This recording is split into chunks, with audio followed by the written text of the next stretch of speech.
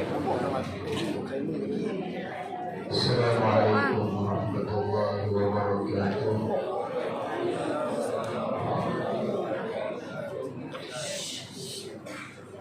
Assalamualaikum warahmatullahi wabarakatuh.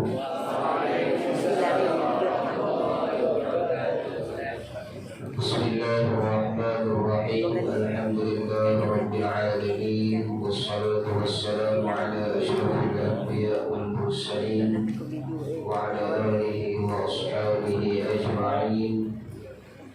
Subhanaka la ilma lana illa ma 'allamtana innaka antal alimul hakim wa la hawla wa la quwwata illa billahil aliyyil 'azim. Allahumma faqihna fid din wa alayna futuhal 'arifin waj'al a'malana khalisatan liwajhikal karim bi rahmatika ya arhamar rahimin. Allahumma rzuqna 'ilman nufaqihu bihi awamiraka wa nawahik warzuqna fahman na'lamu bihi kayfa najika bi rahmatika ya arhamar rahimin.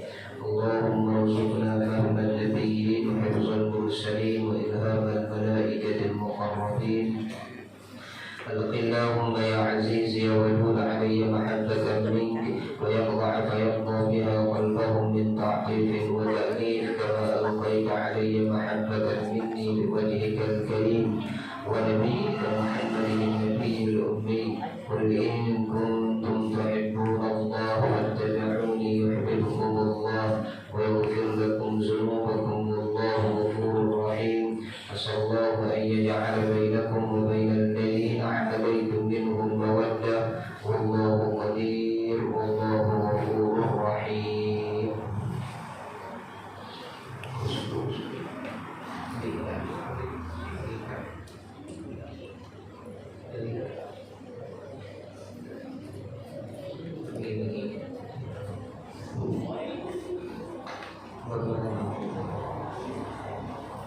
Orang pada lagi tak petang.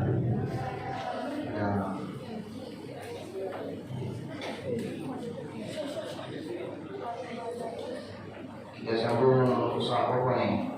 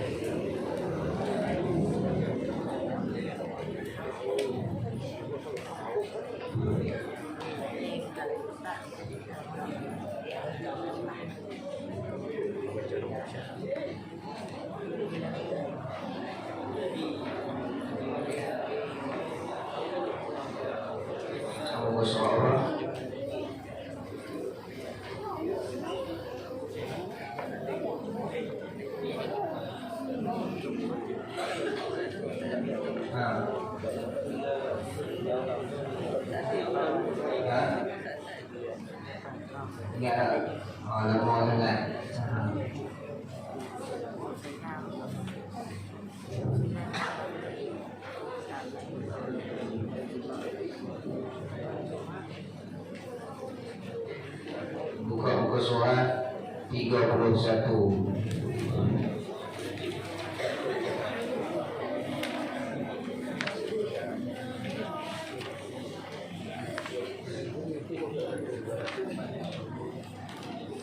Puasa berjalan.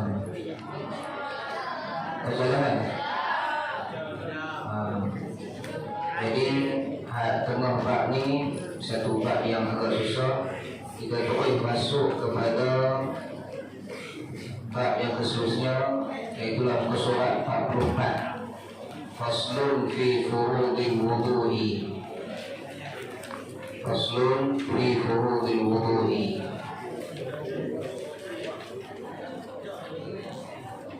Situ muka surat awal 43 34. Faslun fi furudil wudu' 43. Surat 43. Jadi sebelum tu Ustaz sikit, kerana yang tu adalah bab nikah. Bab nikah yang Tuan Guru Licik dah termasukkan dalam bab tersebut.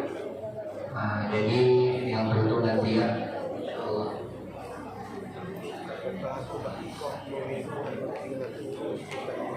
Qala al-mu'allif rahimahullah ta'ala wa nafa'ana bi 'ulumihi wa 'ulumi masyayikhihi fid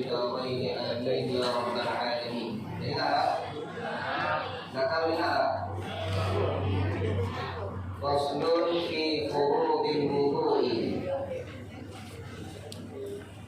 Ini adalah suatu penceraian pada nak menerangkan segala fardu bagi wudu. Faslun, dia adalah setengah daripada uslubul bahsi, uslub bahas. Kalau kita nanti kalau adik-adik meningkatkan menyambung pelajaran ke peringkat yang seterusnya, di peringkat master masalah, maka di sana ada kena menulis. Orang panggil apa tu? Panggil apa? Tesis. Apa dia? Tesis. Tesis kita bahas. Jadi setengah daripada uslubul bahsi, setengah daripada cara kita nak buat tesis, dia kena ada. Kalau buat di atas tulisan Arab, kita nak karang dengan bahasa Arab. Di sana dia ada faslun, di sana dia ada kitabun, di sana dia ada babun, di sana dia ada mas'alatun.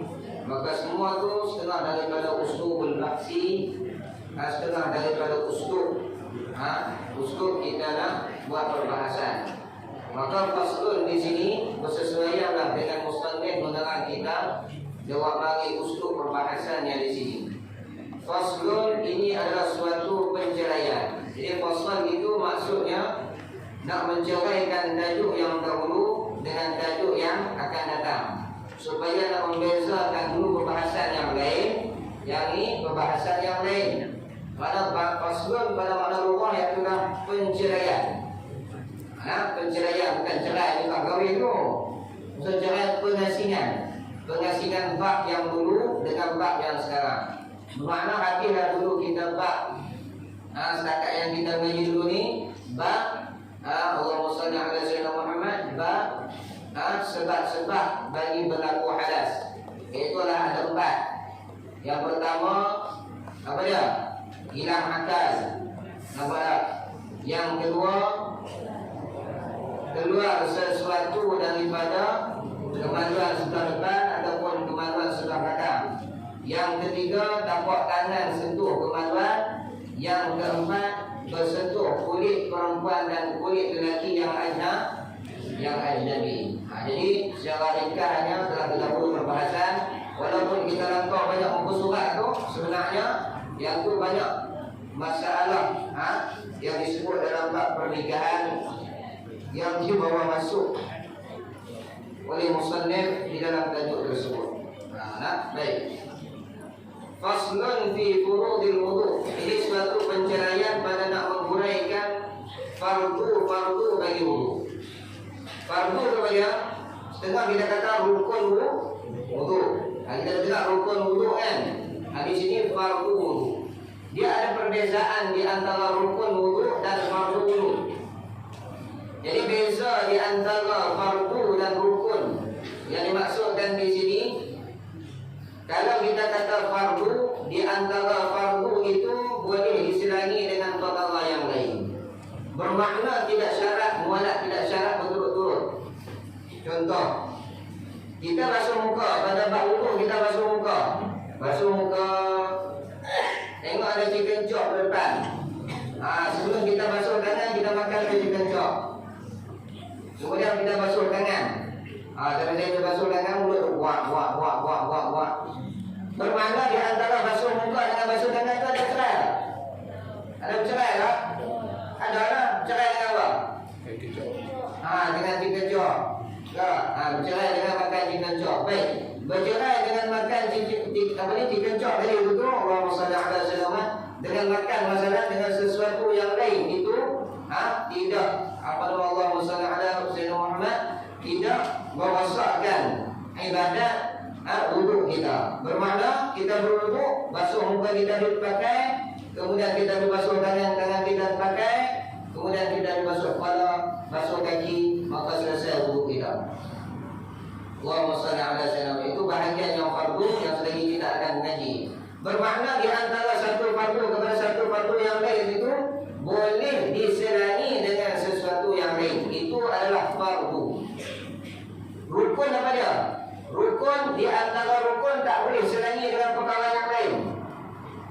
seperti kita kata rukun sembahyang. Dalam bab wuduk boleh juga kita nak kata rukun wuduk boleh. Kalau makna fardu dan rukun itu adalah melakukan perkara yang tidak dapat tidak. Nampak tak? Itu perkara juzuk daripada mahiyah, juzuk daripada sesuatu. Bermakna sekadar rukun ataupun fardu bagi wuduk itu adalah rupa bagi wuduk. Rukun bagi sembahyang adalah rupa bagi sembahyang. Baik. Bila kita kata rukun, rukun dia tak boleh bercerai di antara satu rukun kepada satu rukun yang lain oleh perkara yang lain. Masalah masuk sembahyang. Baik. Di antara takbir Allahu Akbar, lepas takbir apa? Baca Fatihah. Kita ambil rukun. Baca Fatihah. Kemudian lepas baca Fatihah kita rukuk. Lepas rukuk apa dia? I'tidal. Lepas i'tidal apa dia? Sujud. Lepas sujud apa dia? Dua sujud. Kemudian sujud kali kedua. Kemudian bangkit diri balik rakaat kedua. Maka di antara tiap-tiap rukun hak kita sembahyang tadi itu tak boleh menyerangi, dia tak boleh diserangi dengan perkara yang lain daripada rukun sembahyang. Lepas daripada di antara takbir dan baca Fatihah itu, boleh tak kita nak serang dengan perkara yang lain? Nak cakap tak boleh, nak makan tak boleh, nak jalan tak boleh. Bukanlah kawan kita tampak kepala di agama. Mai Allahu Akbar tepi dah. Datang kan. Dari tampak kepala aku nak tampak lagi. Boleh tak? Dengar-dengar apa yang tampak kepala kau tu? Walaupun ketak lengan lagi nak tampak ni. Tak boleh. Sebab apa? Di antara rukun tu tak boleh diserangi oleh perkara yang lain. Tapi kalau kau boleh kalau apa yang kata itu. Sebab please lah. Allahumma salli ala Sayyidina Muhammad. Sebab itulah musallih letak di sini fardu tidak meletakkan rukun. Baik. Fasal bermula fardu wudu itu 6 perkara. Fardu bagi wudu itu 6 perkara. Iaitulah juzuk bagi wudu itu ada 6 perkara.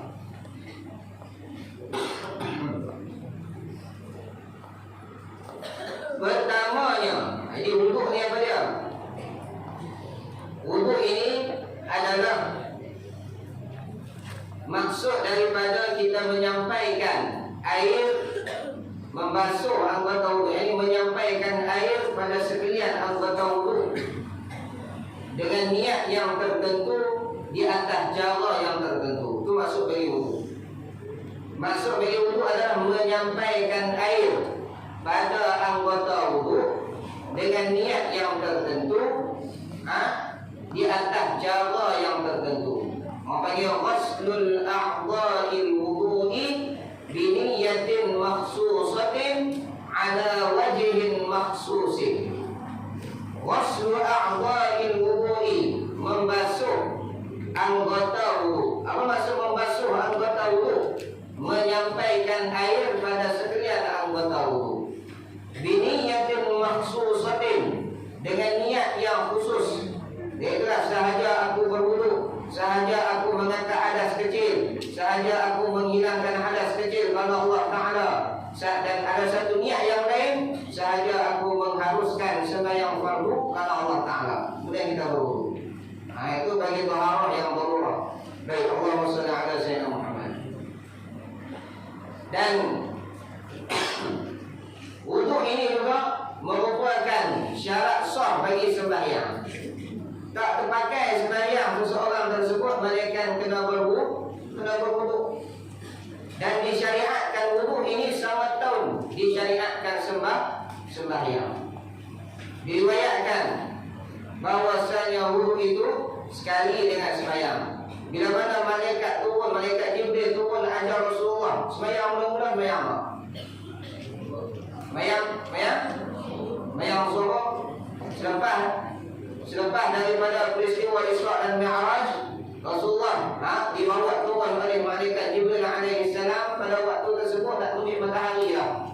Maka tentang ulama sembahyang yang mula-mula disembah yang oleh Rasulullah sallallahu alaihi wasallam dalam syariat Muhammadiyah ini, dalam Islam ini adalah sembahyang zuhur. Malaikat Jibril turun mengajak Rasulullah sembahyang zuhur sekali dengan berwudu. Lagi sembahyang asar pula sekali dengan berwudu. 2 hari malaikat Jibril turun mengajak Rasulullah sembahyang. Hari pertama tu malaikat Jibril mari tiap-tiap awal waktu. Awal waktu zuhur malaikat Jibril mai. Tergelincir matahari malaikat Jibril mai ajak Rasulullah sembahyang zuhur 4 rakaat kemudian berwudu. Ajak wudu sekali.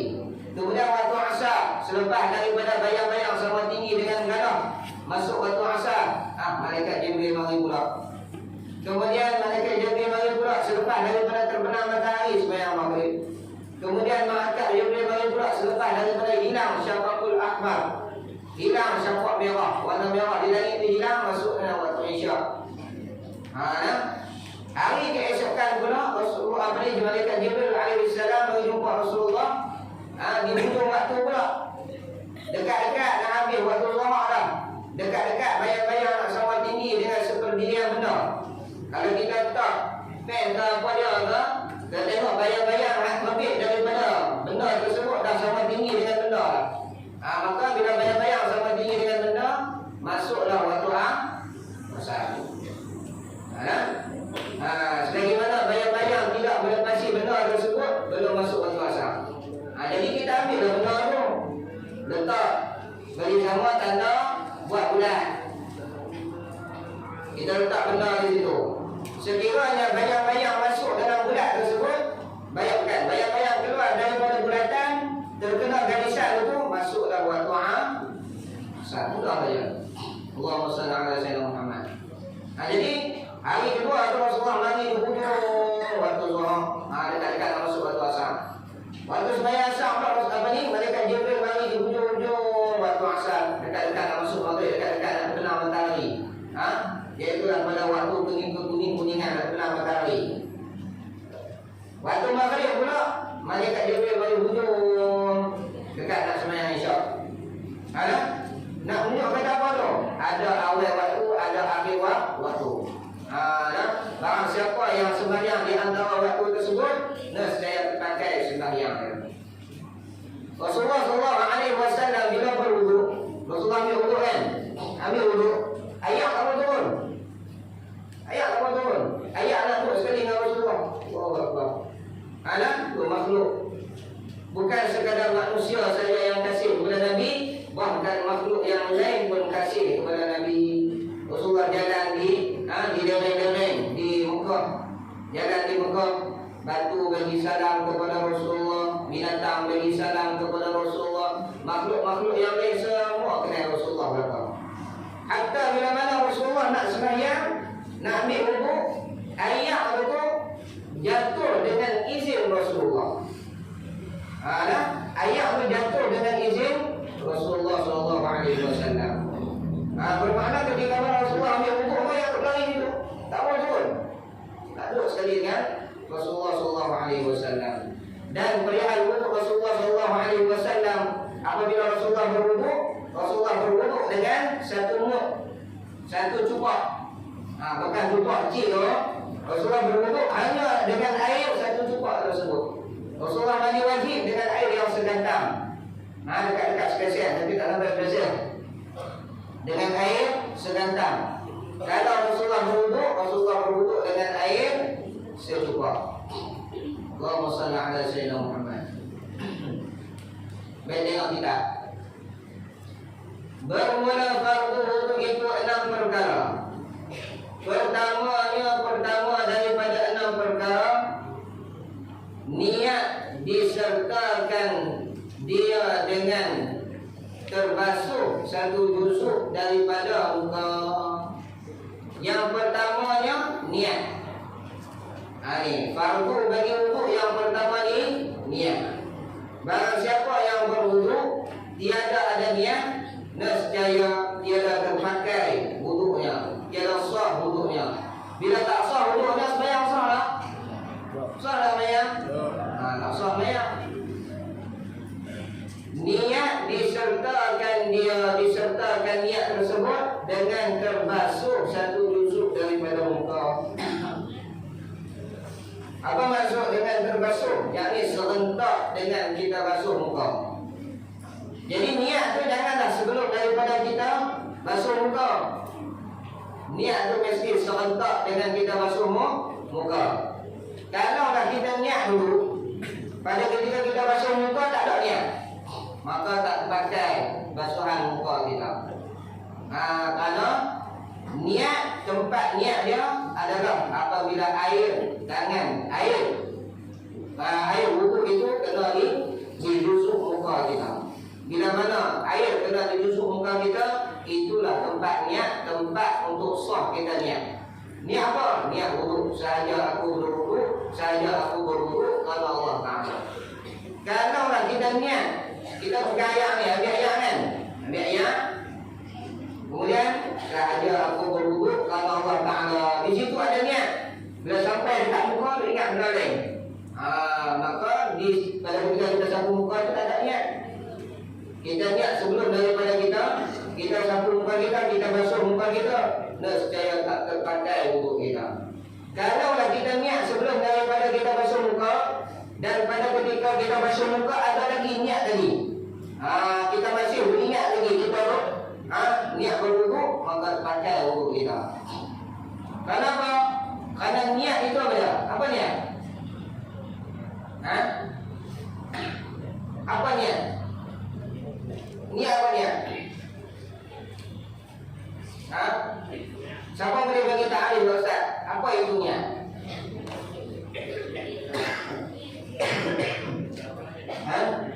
Macam ni tak bawa lah. Tengok ada apa? Ada punya yang tahu tak? Apa niat? Bahasa mudahnya niat itu apa dia? Mau hati, nak hati. Nama itu niat. Nama tak? Mau hati kita, nak hati kita. Benda yang terlintas di hati kita nak buat apa? Itu orang panggil ni niat. Kalau dalam bahasa Arabnya qasdu syai'in muqtadinan bi fi'li. Kita tuju, qasad, maksud nak buat sesuatu benda, muqtadinan bi fi'li, serta kita melakukan perkara tersebut. Lepas ni nak buat apa? Bayang main syak. Lepas ni nak main syak. Ada orang panggil niat tak? Yang tu orang panggil azam. Tapi maksud niat tak? Saya lagi aku nak main syak. Duduk kat mana di hati? Mau nak sembahyang isyak, nak sembahyang isyak. Lintas di hati dia nak sembahyang nak sembahyang isyak. Tapi sembahyang lagi? Tak lagi, orang panggil azam. Kerana azam ni dia niat di hati serta dia tak buat, itu orang panggil azam. Tapi kalau lah dia niat, ingat di hati benda apa dia nak buat, kemudian serta dengan dia buat, nescaya itu adalah niat. Itu orang panggil qasad hati, tuju hati, mau hati, nak hati. Baik. Ketika seorang tu berwudu, dia kata nawaitul wudu'a lillahi ta'ala. Sahaja aku berwudu kerana Allah Ta'ala. Sahaja aku berwudu kerana Allah Ta'ala. Ketika dia kata tu orang panggil lafaz niat. Lepas tu hati dia tersusun.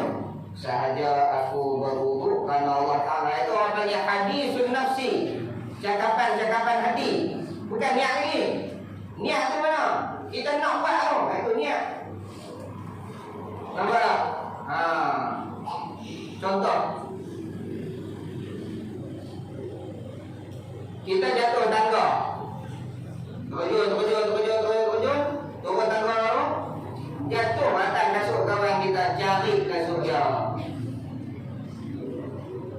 Kita dah niat dah. Turun tangga nak terjun nak pergi cari kasut dia. Kita abang lagi minta maaf lah, tak ada niat.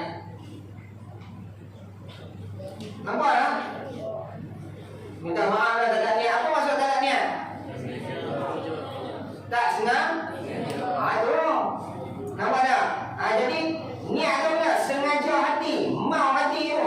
Sebab tu kita kata sayang, usalli fardhu zuhri. Sahaja aku sembahyang fardhu zuhur. Apa maksud sahaja? Sahaja aku sembahyang fardhu zuhur. Apa maksud sahaja?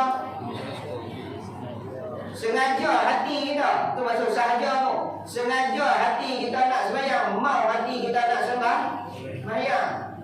Nah, macam kita jatuh tadi. Jatuh atas kasut kawan kita, cari kasut kawan kita. Kita kadang niat nak pergi terjun atas kasut kawan tu, nak cari kasut kawan tu. Nampak tak? Tapi oleh kerana kita tiba-tiba jatuh, maka cari kasut dia. Kemudian kita kata lain, minta maaf lah, tak ada niat nak cari kasut. Sebab apa? Kita bukan ada kosak pun. Ada mau di hati kita pun nak mencarikan kasut dia. Itu orang panggil ni niat. Satu lagi, misal. Baik. Seseorang dia pergi memburu. Dia pergi memburu lautan. Pergi memburu lautan. Tengok-tengok nampak uang. Dia pun tengok. Nampak tak? Bila dia tengok uang, dia pergi tengok. Loh. Aku ingat uang. Rupanya orang pakai baju uang. Aku bandar. Dah. Aku orang rupanya aku bandar. Aku tengok. Jadi bila dia tengok kawan tu mati, dia niat tak nak tengok kawan tu? Tak. Dia niat tadi nak tengok dia. Waktu dia tengok dia kata tak? Sahaja aku tengok beruang. Dia kata tak? Dia ingat tak? Waktu dia tengok beruang tadi, dia ingat tak? Ingat kan dia di bawah itu lah ingat. Faham ni? Tu orang kata mau hati. Bila main depan hakim. Bila main depan hakim, apa nama Allah SWT Muhammad? Hakim kata, saya jatuhkan hukuman kepada kamu kerana kamu membunuh dengan niat. Lepas tu dia pun jawab ke hakim, saya tak kata apa waktu tembak tu, sahaja aku tembak dia apa. Pakai tak aku tu? Tak pakai. Nampak tak? Jadi dia pun jawab ke hakim. Dia kata, minta maaf hakim, saya tak ada niat pun nak tembak dia. Dia nak tembak beruang. Mana tahu waktu itu dia nak pergi hantar nasi lemak. Dia tengok saya nampak dia, dia tembak. Saya ingat beruang. Tak ada niat pun saya nak tembak dia. Maka hakim pun tanya, niat lagu mana? Makna kata kita tak tujuh hati kita pun nak tembak dia. Kita nak tembak beruang. Itu hamba hati kita. Faham tak ini? Sama macam sembahyang. Kita kata tu, perkara yang nak bantu untuk nak bagi sempurna niat kita. Usalli fardhu zuhri, sahaja aku sembahyang zuhur 4 rakaat. Makmum kalau Allah Ta'ala namalah. Kita tersebut nanti. Itu perkara yang nak membantu niat. Itu sunat tak? Sunat. Perkara yang nak membantukan niat itu sunat. Yang wajibnya, yang hukumnya, yang fardunya yang mana? Niat. Baik. Tengok. Niat disertakan dia, yakni mau hati, disertakan dia dengan terbasuh satu juzuk daripada muka. Itu tempat niat. Bila mana air kena muka, maka terpakai niat kita. Dan tiada disyaratkan kekal niat hingga terbasuh sekalian muka atas yang muhtamad, yakni atas qaul yang muhtamad. Bermakna tiada disyaratkan kekal niat hingga terbasuh sekalian muka atas yang muhtamad. Memada kita ada niat pada ketika kita mula letak ayat itu, niat mau di hati kita kata kita nak berwuduk. Saya tu berwuduk kalau Allah Ta'ala. Kemudian kita basuh pipi ni pun ingat benda lain lah. Memada niat kita. Kerana tiada disyaratkan kekal niat hingga terbasuh sekalian juzuk muka kita di atas kaul yang muhtamad. Tapi kalau itu kaul dhaif, wajib disyaratkan kekal niat daripada awal kita basuh muka sampai kita basuh kaki. Hanya disyaratkan jangan berpaling niat daripada basuh muka kepada basuh yang lain. Ini masuk apa ni? Hanya disyaratkan jangan berpaling niat daripada basuh muka, yakni daripada tujuan basuh muka kepada basuh yang lain, yakni kepada tujuan tujuan basuh yang lain. Bagaimana? Kita basuh muka tadi niat berwuduk. Bila sampai sekelas pula ni, niat nak mensejuk-sejukkan. Ataupun kita nak basuh muka sekali agak sempurna dah. Pada ketika kita nak basuh tangan betul, Allahumma salli ala sayyidina Muhammad, tengok ada kotoran. Kita pun basuh tangan kita nak menghilangkan kotoran tersebut. Ataupun ada kotoran yang menghalang daripada sampai air di tangan kita. Kita pun basuh kotoran tersebut, masalah ada minyak. Maka pada kita basuh minyak itu, kita niat tak kata kita berwuduk? Berpaling tak tu? Berpaling. Muka dah selesai dah. Di tangan tadi tu ada minyak ni, basuh minyak tu. Boleh tak lepas daripada tu kita sambung? Boleh, tetapi dengan niat yang baru. Dan niat meneruskan wudu. Sebab apa? Sebab dah terputus dengan niat kita berbasuh yang lain. Aku tengok dia kata apa. Hanya disyaratkan jangan berpaling niat daripada basuh muka kepada basuh yang lain, yakni jangan berpaling niat kita, jangan bertukar niat kita daripada tujuan kita basuh muka dengan sebab berwuduk kepada basuh yang lain, kepada tujuan basuh yang lain. Tetapi tiada mengapa niat basuh muka daripada wuduk serta basuh yang lain. Tapi kalaulah kita basuh minyak-minyak ada di tangan kita tu serta kita niat berwuduk juga, yang tu mengada baik.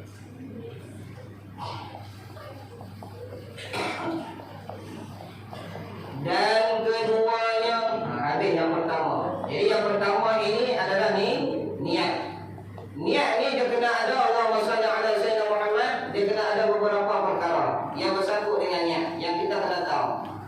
Dalam syarah sebut dalam masalah niat ini haqiqatun hukmu mahall wa zaman kaifiyatun syartun wa maqsudun hasan. Haqiqatun, hakikat niat, apa maknanya? Qasdu syai'in muqtarinan bi fi'li.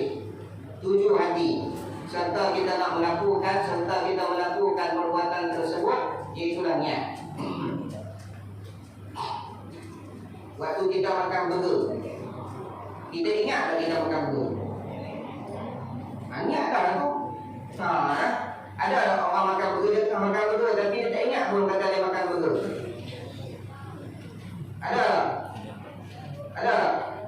Ada kan? Itu yang disebut mandi tak basah, tidur tak lena, makan burger pun dia ingat tengok lagi, mandi pun dia ingat tengok lagi. Itu tak ada niat tu. Nampak kan? Sebab tu kadang-kadang kita tengok dia buat pelik-pelik sebab dia tak ada niat kan? Dia makan burger tapi sekali dengan plastik. Sebab apa? Dia tak ingat.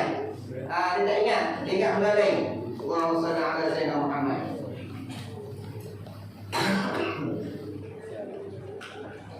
Yang pertama hakikat ta'rif baginya, haqiqatun hukmu mahall wa zaman, hukum baginya dalam masalah wuduk. Niat itu adalah wajib. Mahal, tempat niat di mana? Pada masalah wuduk ni tempat niat di muka pada ketika kita basuh muka. Haqiqatun hukmu mahall wa zaman, bila kita nak niat tersebut pada ketika tempat niat di muka. Pada ketika ayak sampai pada anggota muka, disitulah tempatnya. Syartun, kaifiyatun, syartun wa maqsudun hasan. Kaifiyat, cara kita nak niat. Dia ada cara juga kita nak niat. Nampak tak? Kemudian syarat niat yang pertama mestilah seorang tu orang Islam. Yang kedua mestilah dia tu mumayyiz. Orang kafir tak sah niat. Kanak-kanak yang belum mumayyiz tak sah niat dia. Apa tak? Yang pertama Islam, yang kedua mumayyiz. Yang ketiga hendaklah dia mengetahui perkara yang dia nak niatkan. Kalau kita nak berwuduk, kita mestilah mengetahui wuduk itu apa supaya sah niat dia. Ini setengah daripada syarat sah niat. Allahumma shalli ala sayyidina Muhammad. Kaifiyatun syartun wa maqsudun hasan. Maksud yang hasan yakni kalau ada beberapa perkara tersebut nescaya eloklah tujuannya. Allahumma shalli ala sayyidina Muhammad.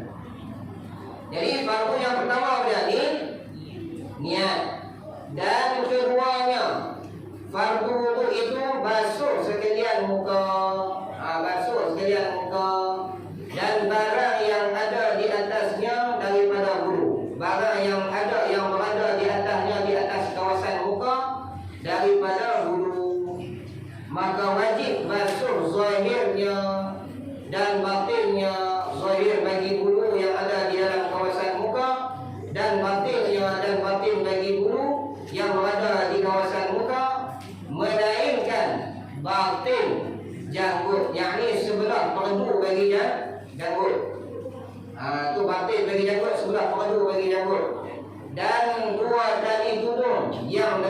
janggut yang lebat, dua tali tudung yang lebat. Apa dia dua tali tudung?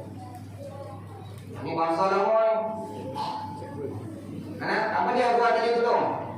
Orang lelaki ada dua tali tudung? Siapa yang ada dua tali tudung? Perempuan. Perempuan ada dua tali tudung? Dua tali tudung lah? Tak ada. Orang lelaki kata orang perempuan dia ada dua tali tudung. Siapa yang ada dua tali tudung ni? Lelaki ke perempuan? Lelaki. Apa dia dua tali tudung? Sekben. Orang perempuan ada sekben lah? Tak ada. Lepas tu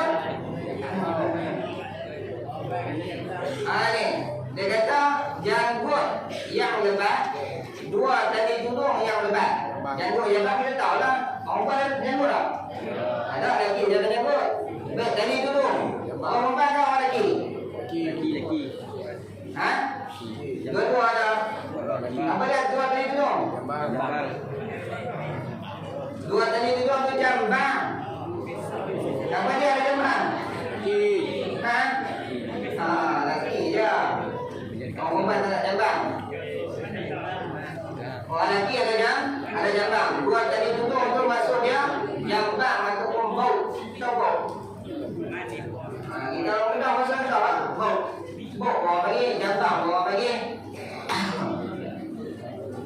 Itu yang ada. Melainkan batin janggut dan dua tali tudung yang lebat bagi lelaki, maka wajib basuh zahirnya dua.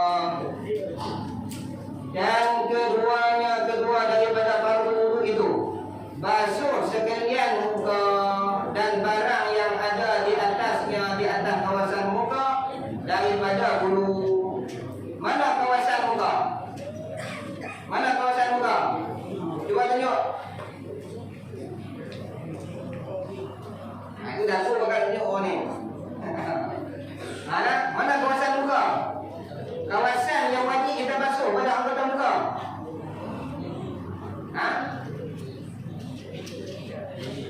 Mana? Tunjuk aku hilang tak? Baik. Aku tadi umrah. Tak lama. Baik, kawasan muka kita tarik daripada ni tempat tumbuh rambut ni. Tempat tumbuh rambut ni. Nampak tak tempat tumbuh rambut? Kan nampak sama kan? Nampak lagi sini kan? Zoom. Baik, Allahumma salli ala sayyidina ujung tempat tumbuh rambut ni panjangnya daripada tempat tumbuh rambut sampai dekat tulang dagu. Ni tulang dagu. Tulang rahang kita ni, tulang dagu ni. Ini pada pihak panjangnya. Pada pihak lebarnya daripada anak telinga ke anak telinga. Ini adalah kawasan muka. Sekiranya kita tarik tali, kita letak tali di atas ni, tarik sampai anak telinga. Sebelah dalam ni adalah tempat yang wajib basuh. Sebelah luar ni mala yatimul wajib illa bihi fahuwa wajib. Ini mala yatimul wajib illa bihi. Ini wajib juga basuh ni. Tapi yang ni kawasan ini orang panggil nasiyah. Ini orang panggil nasiyah. Jadi nasiyah ni tempat yang bukan kawasan muka. Tapi wajib basuh juga di atas jalan ma la yatimul wajib illa bihi fa huwa wajib.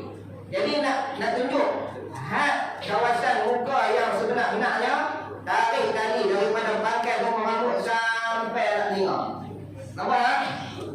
Sebelah dalam ni. Kemudian daripada anak telinga ni turun sampai dagu. Dagu sampai anak telinga pula. Mana dia anak telinga? Ni. Dia. Kedua ni. Anak telinga. Kemudian daripada dagu ni pula tarik sampai anak telinga ni. Ni atas dalam ni. Kemudian daripada anak telinga ni tarik sampai sini. Daripada tumbuh rambut.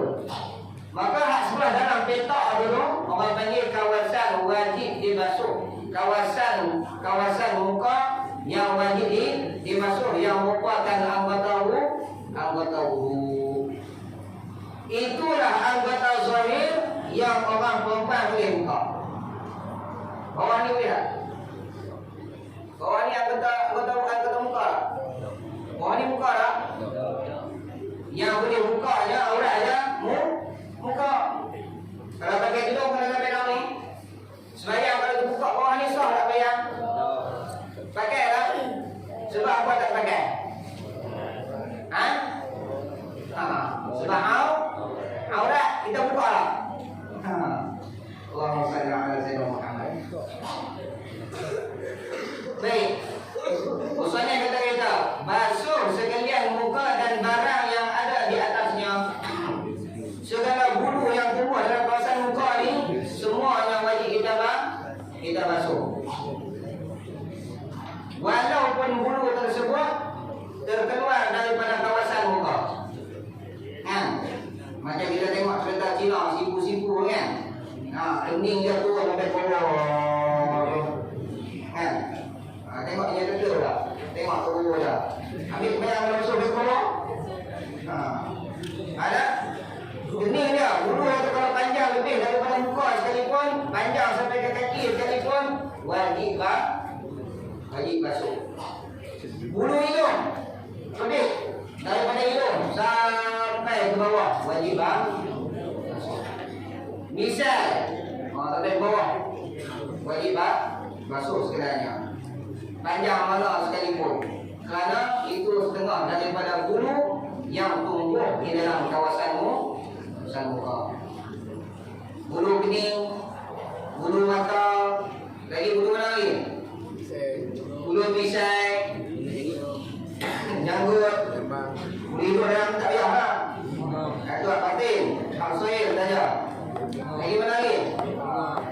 Jambang, bulu mata lagi, bulu kening semua lah. Dah balik kan?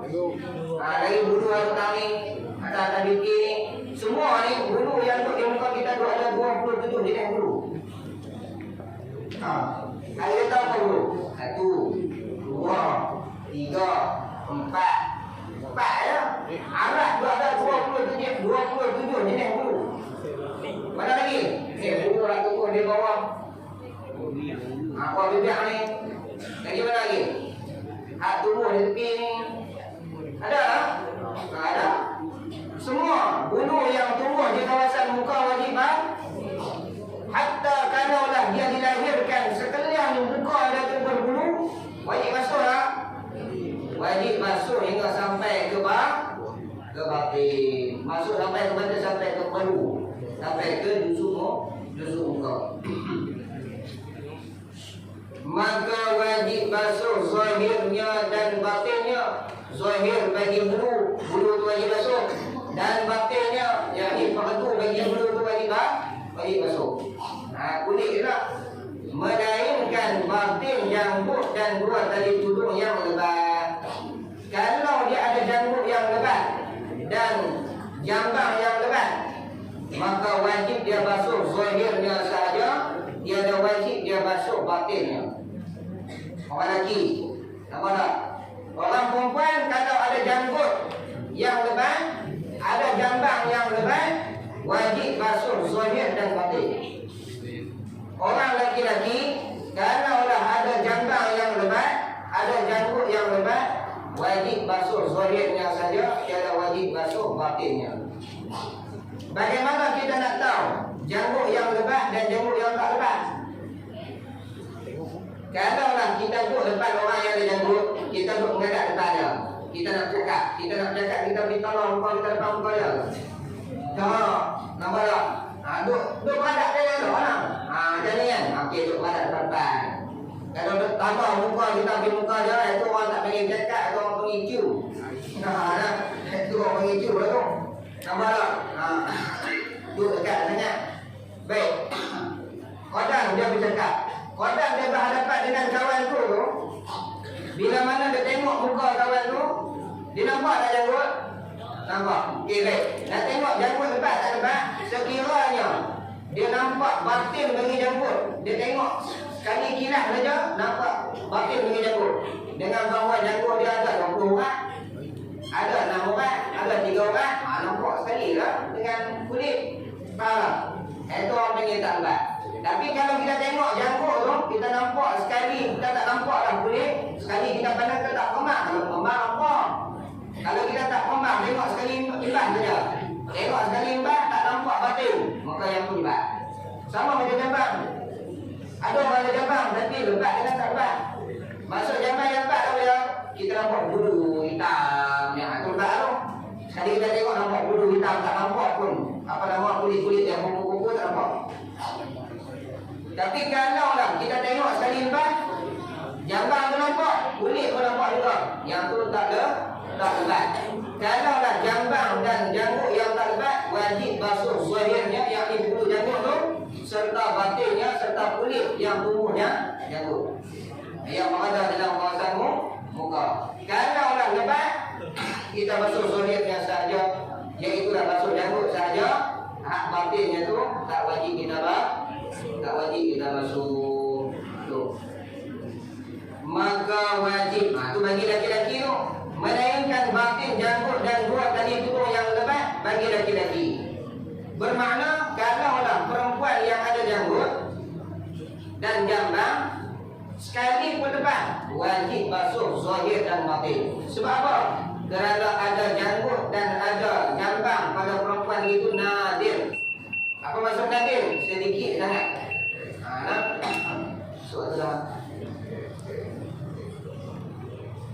Bila mana sedikit sangat nadir. Nadir itu maksud apa? Sedikit sangat yang berlaku. Dan kebanyakan orang perempuan tak ada janggut, tak ada jambang. Cuma kadang-kadang misai saja lah. Kadang-kadang semua ada yang misai, ada yang tak misai.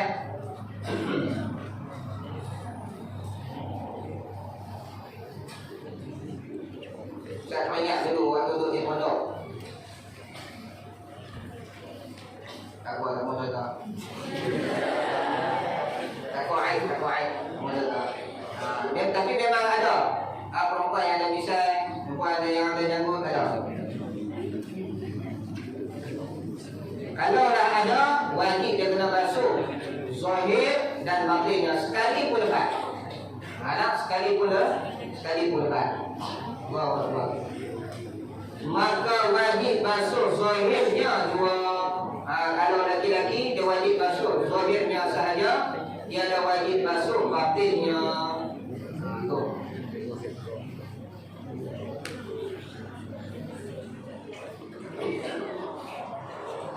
Kalau lah janggut dia tu sampai ke kaki, kita tengok dekat reporter lah. Nama apa? Dandak kan? Dandak janggut lah. Tajam kan? Sampai ke mana? Sampai ke perut. Wajib kalau ada ambil wuduk, kalau datang ambil wuduk, dia kena basuh janggut dia sampai ke perut. Kena basuh sekalian janggut dia. Sebab apa? Kerana itu adalah setengah daripada bulu yang tumbuh di dalam kawasan muka. Habis. Sikit lagi insyaAllah. Sebelum masuk dan ketiganya. Bermula perengan panjang muka itu daripada tempat yang wajib tumbuh rambut kepala hingga kesudahan dua tulang dagunya. Kita cakap tadi. Dan perenggan lebarnya daripada anak telinga kepada anak telinga.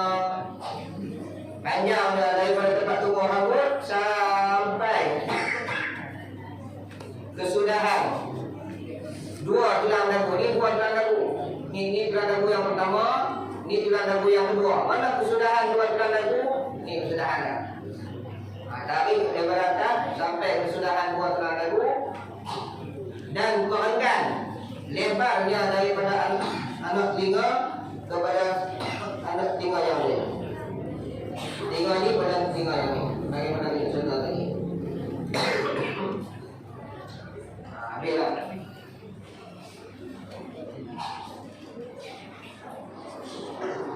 Kalau nak tumbuh tangan dekat kawasan muka, wajib basuhlah tangan. Dia tangan ke muka? Contoh. Nampak tak? Dia tumbuh tangan. Kan? Atau kan? Tangan tu kepala dia tumbuh tangan. Tangan tu kita nak kata muka atau kita nak kata tangan? Ha? Muka. Sebab apa kata muka? Setengah daripada benda yang ada dalam kawasan muka. Apa dua benda yang tumbuh dalam kawasan muka? Sama ada daripada bulu, sama ada daripada kulit yang lebih, daripada daging yang lebih, wajib basuhnya. Sekalipun menyerupai anggota yang lain seperti tangan. Nampak tak? Kita tengok tak kepil di kepala kita kan? Tangan. Yang tu bukan tangan, yang tu orang panggil muka. Nah.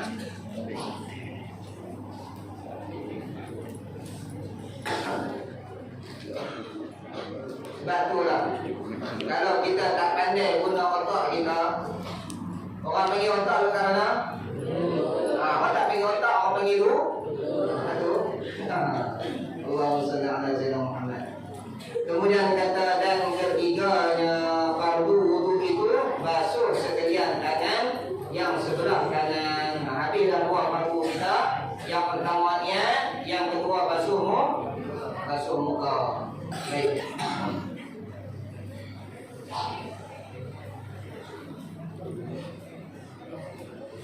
Wallahu subhanahu wa ta'ala a'lam. Jadi yang dirahmati oleh Allah Subhanahu wa ta'ala, marilah sama-sama kita hadiahkan Al-Fatihah. Sekali hadiahkan kepada mak dan ayah kita, hadiahkan kepada guru kita, hadiahkan kepada tok dan kawan kita, hadiahkan kepada musannif, hadiahkan kepada guru bagi musannif, dan sampai kepada baginda Nabi sallallahu alaihi wasallam. Allahumma taqabbal minna bi asraril Fatihah.